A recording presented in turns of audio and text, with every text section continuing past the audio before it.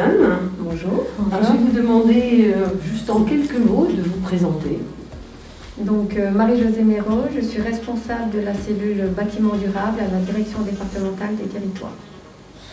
Anaïs Bedin, je suis chargée du suivi des ADAP et plus généralement référente accessibilité pour le département. Merci.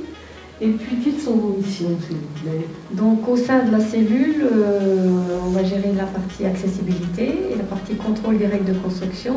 Et au sein de la cellule donc accessibilité, ça va être tout ce qui est les avis sur les dossiers autorisation de travaux. Et on fait aussi beaucoup de conseils auprès des élus et des privés.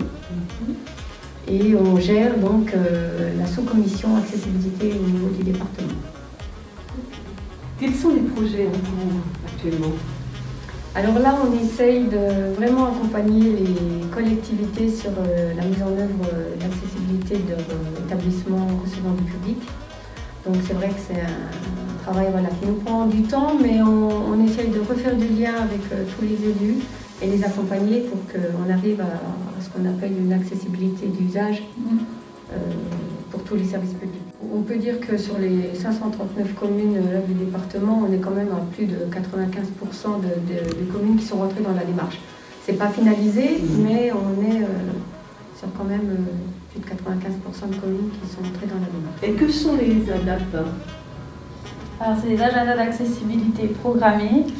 C'était un dispositif qui était rentré en œuvre en 2014. Donc en fait, où donc là, pour le coup, on a des communes ou les privés, tous ceux qui ont des établissements recevant du public, devaient mettre en activité leur établissement. Initialement, c'était pour septembre 2015. Finalement, on avait laissé la possibilité de déposer des agendas jusqu'au 31 mars 2019. Aujourd'hui, on ne peut plus déposer des agendas d'accessibilité programmés, ce qui implique que les personnes qui sont rentrées dans la démarche doivent être dans l'action, plutôt dans les travaux, soit en finalisation, soit en cours. Et maintenant, ça n'enlève en rien le fait que tous les établissements doivent être accessibles. Donc, comme c'est de l'existant, il faut qu'ils régularisent rapidement par le dépôt d'une autorisation de travaux ou d'une permis de construire selon l'ampleur des travaux pour régulariser. Et pour les autres, tout ce qui est neuf, à même titre, habituellement, ils ont les formalités, autorisation de travaux, permis de construire. Et combien sont enregistrés pour le département? 70? Alors, on a plus de 2000 agendas d'accessibilité programmés qui ont été déposés. On est à peu près à 40% qui sont en cours de finalisation. D'accord.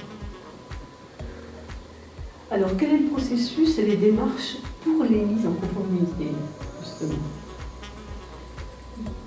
Donc, pour les mises en conformité, donc au départ, ils devaient déposer des dossiers. Donc à l'époque, c'était des agendas d'accessibilité programmés. Maintenant, on est plutôt sur des autorisations de travaux. À l'issue, donc, il y a une commission d'accessibilité qui se prononce. Et donc, les travaux interviennent dans un second temps après autorisation du maire au nom de l'État, qui prend la forme d'un arrêté. Et combien d'attestations sont délivrées pour le 70? On en a aujourd'hui un peu plus de 1600 de reçus, publics, privés confondus.